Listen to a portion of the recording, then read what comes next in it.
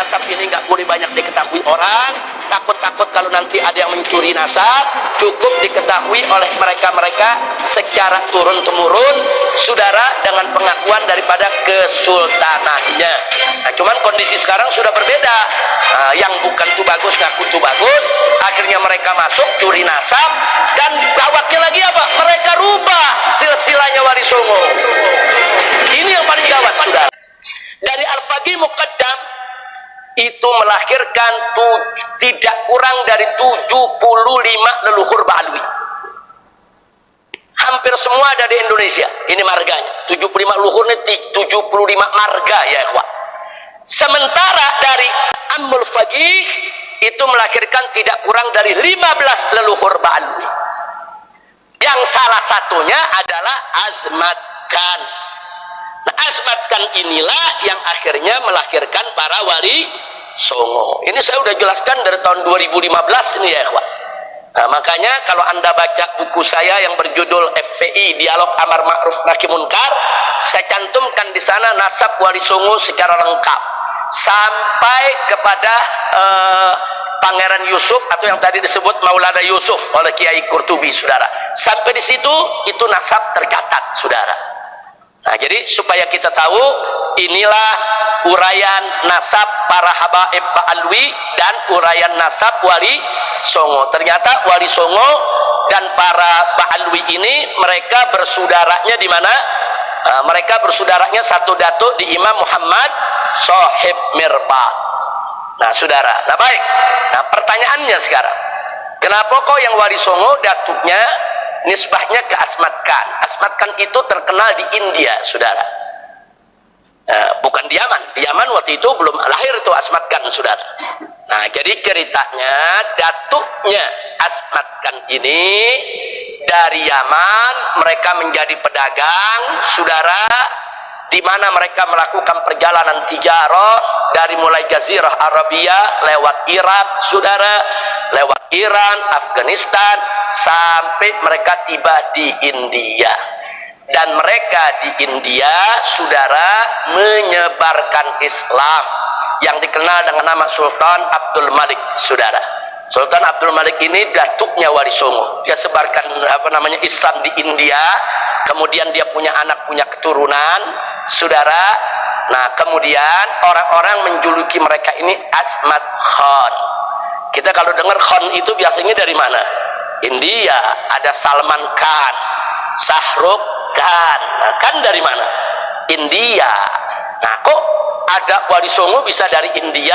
Bukan dari India asalnya dari Hadramut. Datuknya hijrah ke India. Di India mereka menyebarkan Islam. Makanya keluarga mereka disebut Azmat Khan. Azmat dari kata azim, keluarga yang besar, keluarga yang agung, keluarga yang suci, saudara. Jadi orang-orang India memuliakan mereka. Nah, dulu kan India Pakistan masih satu ya, Wak. Nah, dulu India Pakistan masih jadi satu. Bahkan dulu Kesultanan Islam akhirnya berkuasa di India seluruhnya ya, Wak.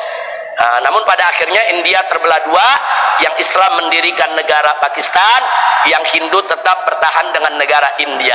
Saya tidak cerita soal perpecahan itu, tapi Azmat Khan ini adalah keluarga Ba'alwi yang populer di India dan turun menurun. Dan nagomnya masih ada sampai sekarang ya, Wak.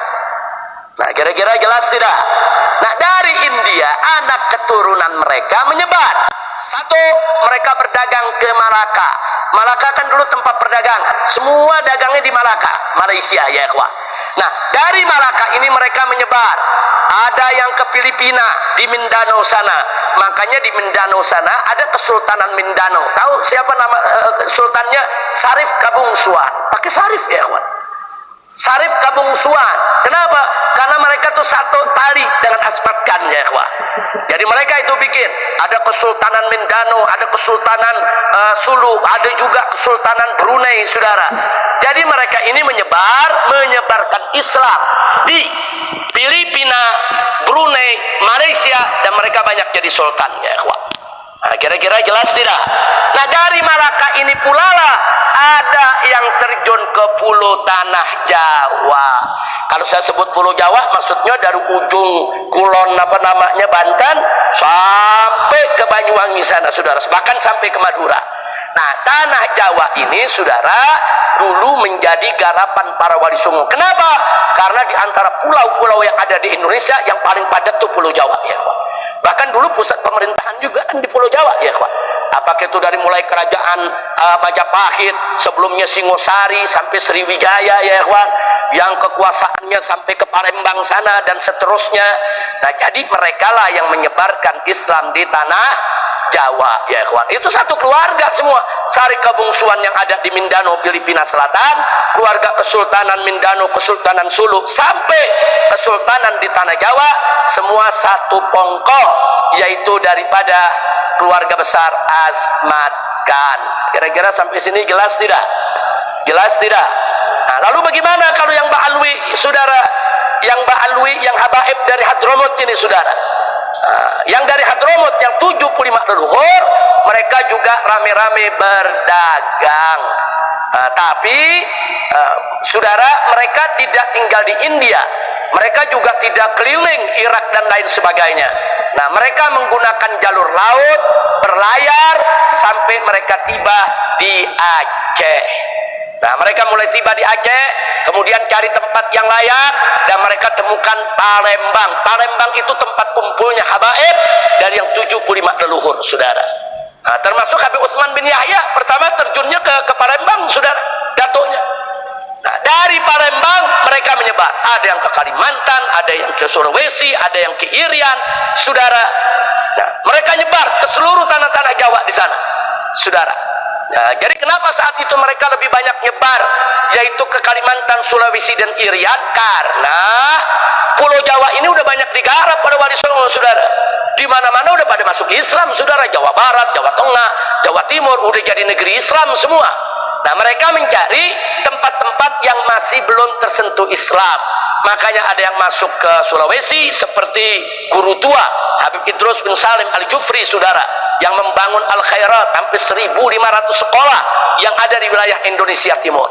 Belum lagi saudara-saudaranya Habib Utsman bin Yahya, saudara, yaitu Habib Hashim yang menyebarkan Islam di Kalimantan.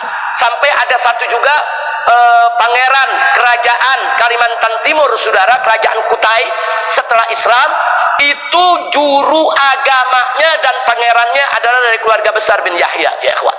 Nah, disitulah menyebar. Jadi artinya apa? Artinya Ba'alwi ini, baik yang dari Waridul Faqih maupun yang dari Ammul Faqih, bahu-membahu untuk mengislamkan Indonesia. Saya tanya, bagus tidak itu? Bagus, saudara. Enggak ada yang perlu diperdebatkan soal itu, saudara.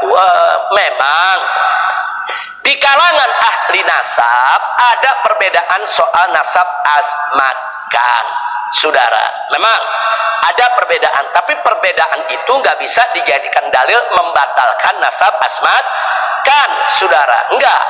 Sementara para ahli sejarah, para mu'arrikh, saudara, hampir sepakat sebagaimana disampaikan oleh Sayyid Muhammad Diya Syihab dalam tahqiqnya untuk kitab Samsud Zahirah. Nah, dalam catatan tahqiqnya beliau sampaikan, saudara, nah, bahwa para ahli tarikh umumnya sepakat wali songo itu berasal dari Asmat Khan. Kalau mereka Asmat Khan, berarti mereka Ba'alwi. Kalau mereka Ba'alwi, berarti mereka keturunan Rasulullah SAW. Kira-kira sampai sini jelas tidak? Jelas tidak? Nah, sekarang baik, sudah tahu seperti ini, mungkin ada yang mau tahu apa aja sih leluhur-leluhurnya Ba'alwi nih, baik yang menurunkan wali songo maupun yang lainnya. Perhatikan dalam kitab Aswaja yang saya buat, ya kawan, menyoroti Wahabi dan Syiah. Di kitab ini saya sudah uraikan semuanya, ya kawan, di halaman 215. Nah, perhatikan baik-baik. Imam Al-Faqih Al-Muqaddam Muhammad bin Ali Ba'alawi menurunkan para imam yang merupakan para datuk dari marga-marga habaib. Antara lain ada 7, di sini saya sebut bukan 75 lagi, 95. Di sini yang saya sebutkan ada 95. Yang 75 ini yang nyebar di Indonesia, ya ikhwan. Nah, di antaranya apa? Saya bacakan aja sebagian. 1, Abu Numay. 2, Az-Zahab. 3, Az-Zaid. Kemudian kemudian 4 Al-Attas, 5 Al-Idrus, 6 Al-Bahar, 7 Al-Baiti, 8 Al-Bar, 9 Al-Barahim, 10 Al-Barakat, 11 Al-Barum, 12 Al-Barakbah, 13 Al-Batah, 14 Al-Buftain, 15 Al-Ghaidi, kemudian 16 Al-Khumri, 17 Al-Husn, 18 Al-Habshi, 19 Al-Haddad, 20 Al-Hadi, 21 Al-Hamadun, 22 Al-Hamid, 23 Al-Hindwan, 24 Al-Hiyad.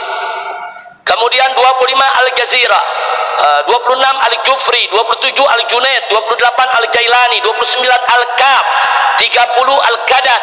Kemudian bukan Al-Haddad ya, lain lagi, Al-Qadat, saudara. Kemudian 31 Al-Qirishah, ya, 32 Al-Khamun, 33 Al-Khaneman, 34 Al-Khirid, 37 Al-Khun, 36 Al-Madikik, 37 Al-Mahdi, 38 Al-Maknun, 39 Al-Marzak, 40 Al-Masilah, 41 Al-Masyhur, 42 Al-Muallim, 43 Al-Mudhir, 44 Al-Mugaber, 45 Al-Mukhtar, 46 Al-Munawwar, 47 Al-Musawa, kemudian 48 Al-Musayyah, 49 Al-Mutahhar, 50 Al-Ghadi, 51 Al-Gadri, 52 Al-Gutban, 53 At-Taha, 54 Al-Wahd, 55 Ar-Rakhila, 56 Ar-Rawsan, 57 Ar-Rudai, 58 Ar-Rus, 59 As-Sakran, 60 As-Segaf. Kemudian ini disusun berdasarkan abjad ya. Karena ada yang tanya, kok As-Segaf adanya belakangan? Berdasarkan abjad, yang A dulu baru yang B begitu. Jangan ntar As-Segaf protes ya, ini kok As-Segaf yang justru kakak paling tua kok jadi ditaruh belakang ini. Jadi jangan protes dulu As-Segaf ya.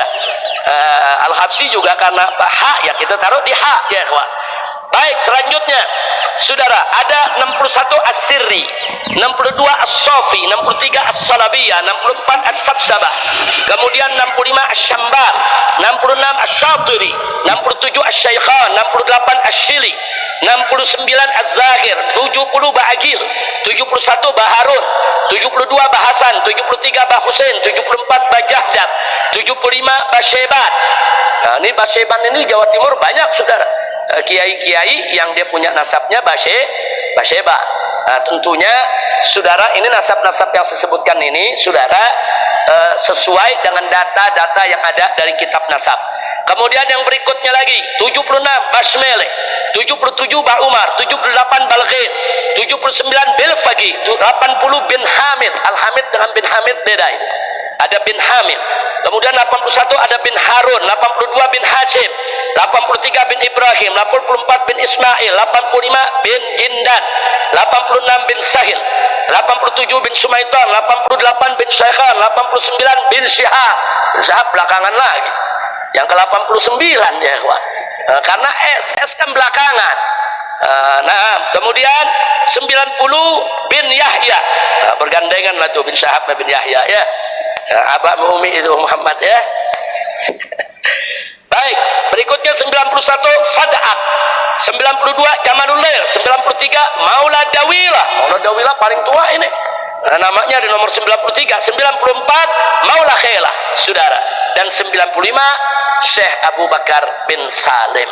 Jadi kita bisa lihat itu yang keturunan daripada Walidul Faqih. Ada 95, kurang lebih ada 75 yang mereka ada di Indonesia. Bahkan perlu dicatat ya kawan, ada beberapa marga habaib di Yaman udah nggak ada lagi. Jadi kalau ke Yaman nggak ada ini marga. Kenapa? Karena datuknya semua dulu udah hijrah ke Indonesia. Di antaranya Barakbah di Yaman udah nggak ada. Bafaraj di Yaman udah nggak ada ya kawan. Jangan-jangan ntar orang Yaman bingung ini marga dari mana nih? Karena mereka udah hijrah ke Indonesia, berkembang biak di Indonesia. Kira-kira jelas ya. Nah sekarang yang berikutnya saudara, itu tadi dari Walidul Faqih yang nomor 1. Sekarang dari Ammul Faqih yang nomor 2 saudara. Nah dari Ammul Faqih setidaknya saudara yang tercatat ada 20 leluhur. Yang tercatat di situ yang kita tulis ada 15. Ini 15 yang banyak di Indonesia bersebar ya kawan. Nah totalnya mereka kurang lebih ada 20-an, kurang lebih. Nomor 1 Aidid. Aididnya pakai D ya, bukan pakai T. Aidid pakai T. Ada Aidid pakai dal. Beda tuh. Tahu bedanya gak? Aidid pakai T, PKI. Ya aidit pakai dal habaib. Jangan ketukar ya. Jangan ketukar, ntar jangan dibilang habaib aidit, tuh turunan aidit semua tuh. Kira-kira jelas ya. Yang kedua ada al-alilala. Nah, ini menarik, ada alilala. Ini gaya-gaya India. Saudara, al-alilala. Keturunan memang banyak di India ya, ikhwan. Kemudian yang ketiga al-auhaj. Yang keempat al-ayun. Yang kelima al-babtin. Yang keenam al-baiti. Al-baiti ada yang waridul fagi, ada yang amul fagi. Yang ketujuh al-bid. Yang kedelapan al-haddad. Nah, al-haddad di sini nih, saudara. Nah, al-haddad. Yang kesembilan at-ta'wil. Yang kesepuluh azmatkan. Ternyata azmatkan sama al-haddad satu datuk gitu. Satu, sama-sama dari amul fagi. Al-haddad nggak masuk dalam kelompok yang tadi, masuknya amul fagi. Kemudian yang berikutnya lagi saudara, yang ke-11 ba'bud, yang 12 bafaraj, yang ketiga bafagi, yang ke-13 ke-14 bahasan, yang ke-15 bahasib, yang ke-16 basurrah, yang ke-16 basukuta, yang 18 bin Hashim, yang ke-19 bin Sumaid.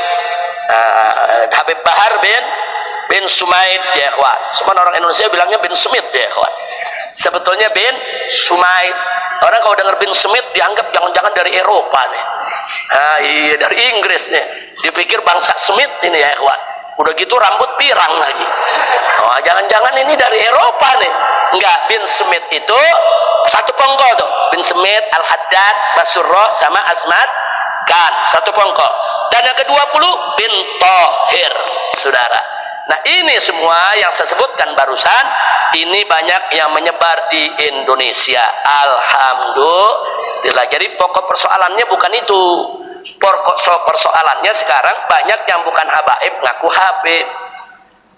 Saudara, di Sukabumi ada orang namanya Hendra, ganti nama jadi Haidar Sahab.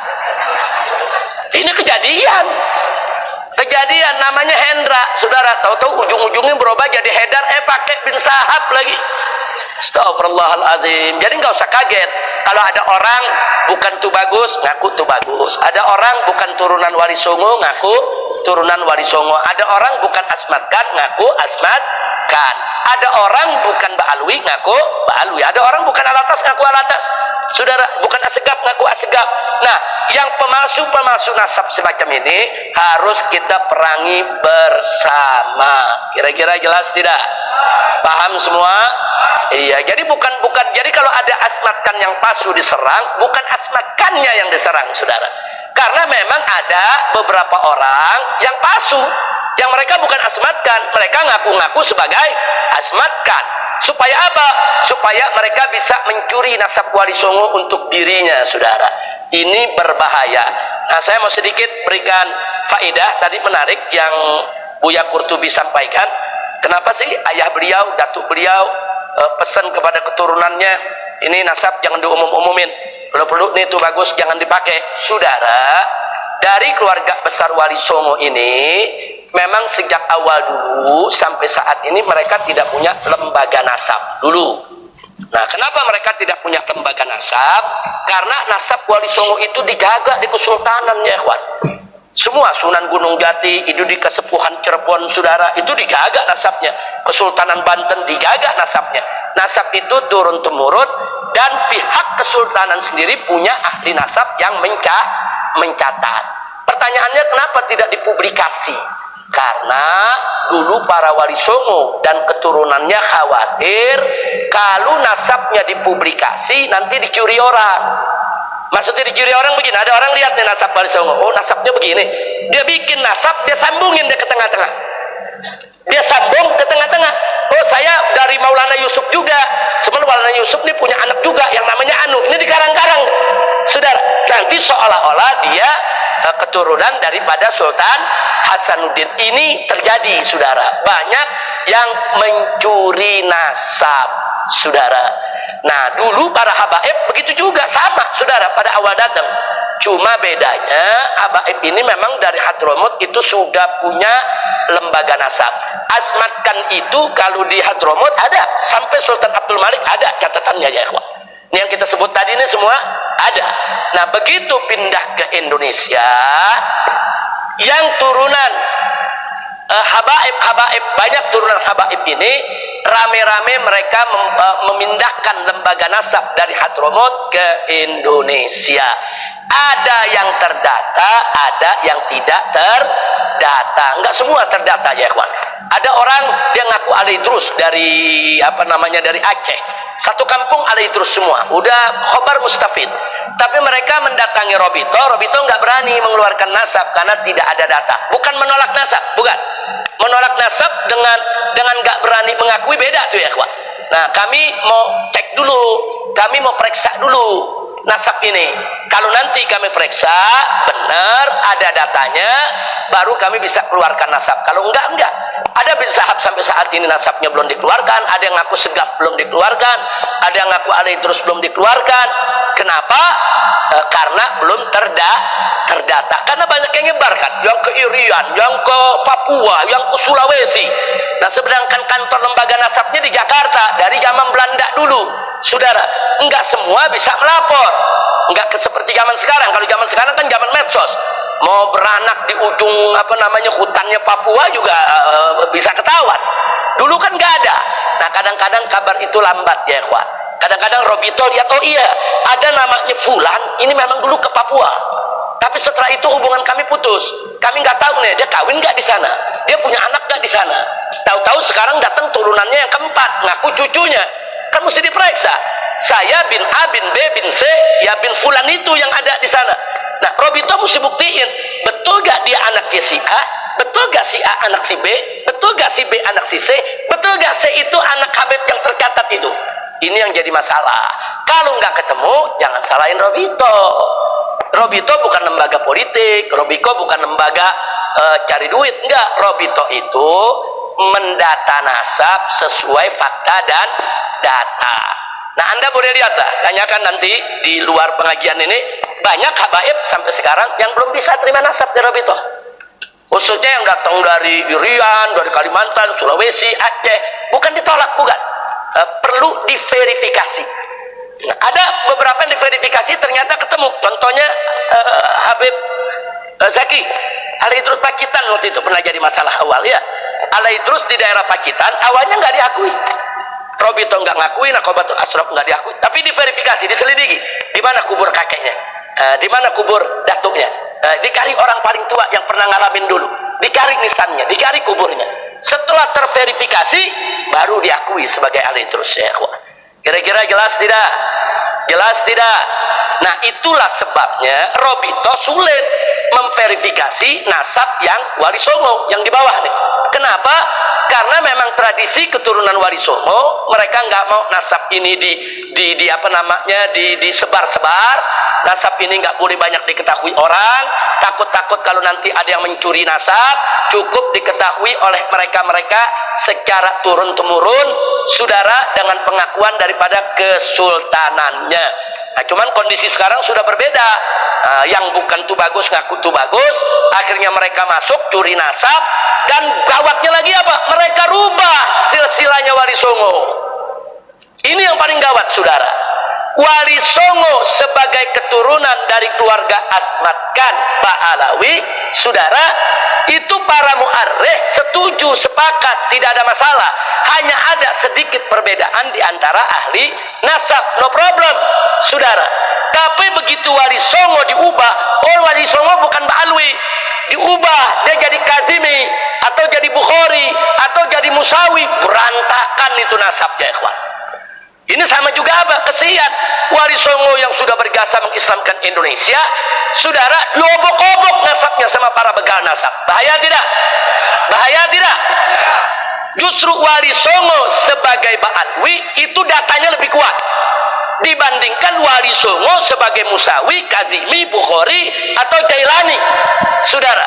Nah, ini udah ngawur. Ini namanya mengubah nasab. Nggak boleh ngubah-ngubah begitu ya, pantas saja. Barusan Buya Qurtubi ngamuk mencah-mencah. Jadi kelihatannya Buya Qurtubi sekarang mesti saya panggil, saudara, Syekh Kiai Haji Tubagus, Buya Ahmad Qurtubi Jailani. Kenapa? Yang kalau yang asli nggak pakai, yang palsu. Kenapa ya pada pakai? Jangan sampai nanti begitu yang masuk pada jadi tuh bagus yang asli dipalsuin semua. Akhirnya jadi mantan tuh bagus. Jadi sama mantan Habib Kiai. Nah ini kenapa? Kenapa beliau tadi marah? Ya karena udah kelewatan. Mereka ngobok-ngobok nasab kesultanan. Jangan diobok-obok. Saudara, itu nasab Wali Songo udah bagus. Bahkan di Samsul Zahira ditahqiq daripada Sayyid Diyak Syahab udah diakuin. Udah bagus. Udah cakep tuh. Udah nggak ada keributan tuh saudara. Makanya dari tahun 2000-an dulu saya punya buku Dialog Amar Ma'ruf Nahi Munkar.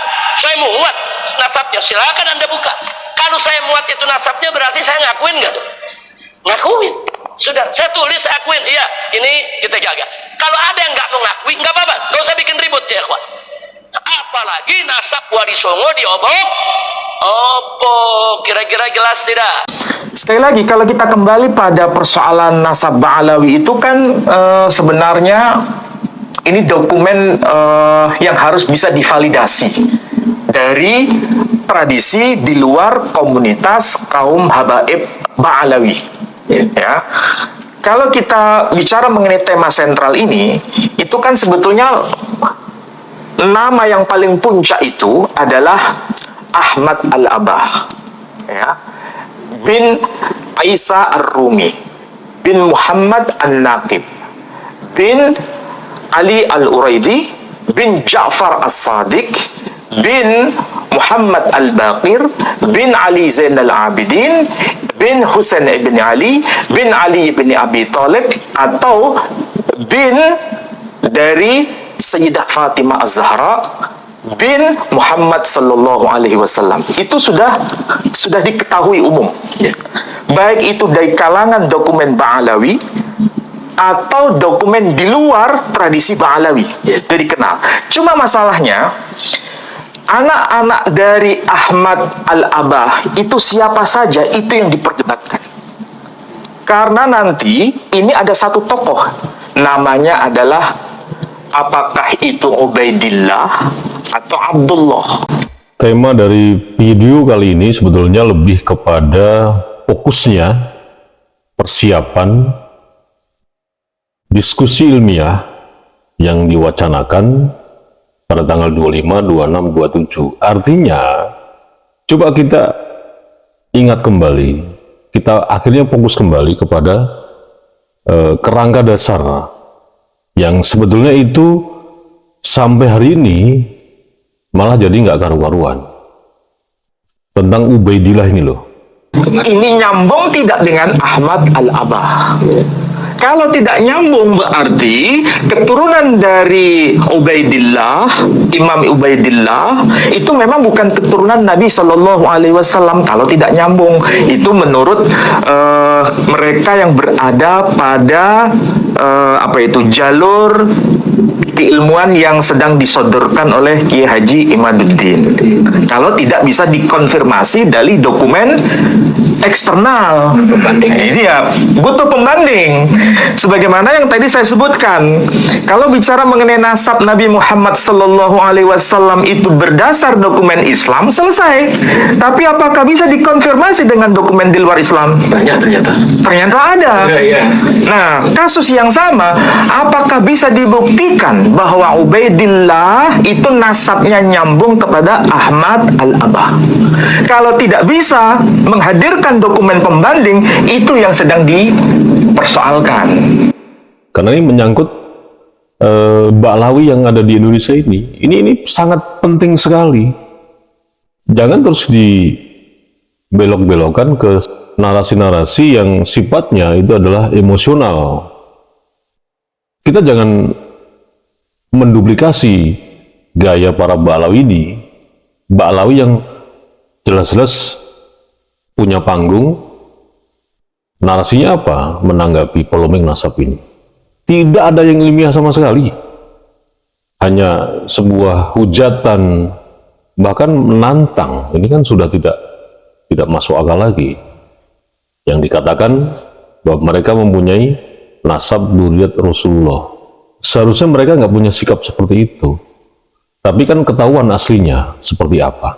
Kita lanjut kepada pembahasan inti dari tema hari ini, bagaimana Profesor Dr. Manakim Ali ini mengupas tuntas secara detail menggunakan kitab-kitab primer seperti tesis Kiai Haji Manudin menakar nasab Habib di Indonesia. Nah, dari situlah sebenarnya ada cara atau strategi untuk mencari dokumen-dokumen itu. Saya mencoba membandingkan, Pak Edi. Kalau kita melihat dari tokoh yang bernama siapa itu, Ubaidillah ya, Ubaidillah atau Abdullah, itu masih diperdebatkan apakah ini orang yang sama atau orang yang beda, ya. Tapi yang jelas kalau kita melihat dokumen-dokumen yang awal ya, dokumen awal dari para ulama, kita bisa misalnya melihat dokumen yang ditulis oleh Ibnu Toba yang beliau menulis kitab, namanya itu judulnya adalah Muntakilah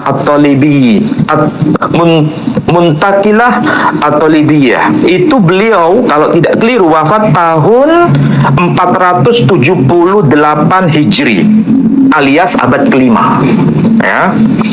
Itu tidak menyebutkan nama Abdullah, juga tidak menyebutkan nama Ubaidillah. Kemudian tulisan dari Al-Ubaidili, itu beliau menulis kitab namanya Tahdzibul Ansab. Itu abad kelima juga tidak menyebutkan tokoh yang bernama Ubaidillah ataupun Abdullah. Ada kitab lagi yang ditulis pada abad ke-5 Hijri ya. Penulisnya adalah Al-Umari. Kitabnya berjudul Al-Majdi fil Ansab. Itu juga tidak menyebutkan tokoh yang bernama Ubaidillah ataupun Abdullah. Kemudian satu kitab lagi, karangan dari Al-Marwazi. Beliau wafat tahun 616 Hijri, berarti abad ke-7. Judul kitabnya Al-Fahri. Juga tidak menyebutkan nama Abdullah ataupun Ubaidillah. Kemudian Fakhrur Razi, atau yang disapa dengan nama Ar-Razi, Imam Ar-Razi. Beliau wafat tahun 606 Hijri, berarti abad ke berapa? Ke-7. Beliau menulis kitab yang namanya Asy-Syajarah Al-Mubarakah. Juga tidak menyebut nama Ubaidillah ataupun Abdullah. Kemudian Imam Ibnu Taqtaqi, dia menulis kitab yang namanya Al-Asili fi Ansabit Talibin. Juga tidak menyebutkan nama tokoh Ubaidillah maupun Abdullah. Kemudian Ibnu Ambah, dia menulis kitab Umdatut Talib. Juga tidak menyebutkan nama tokoh yang bernama Ubaidillah maupun Abdullah.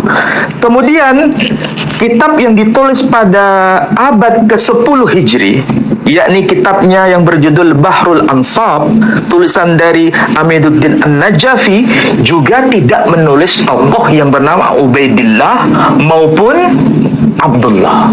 Inilah yang dipertanyakan dalam konteks kajian manuskrip sebetulnya.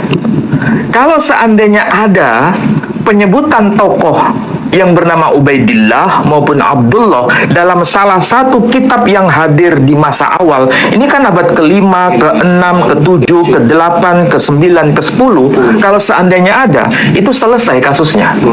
Tapi karena tidak ditemukan, itulah yang kemudian menjadi viral.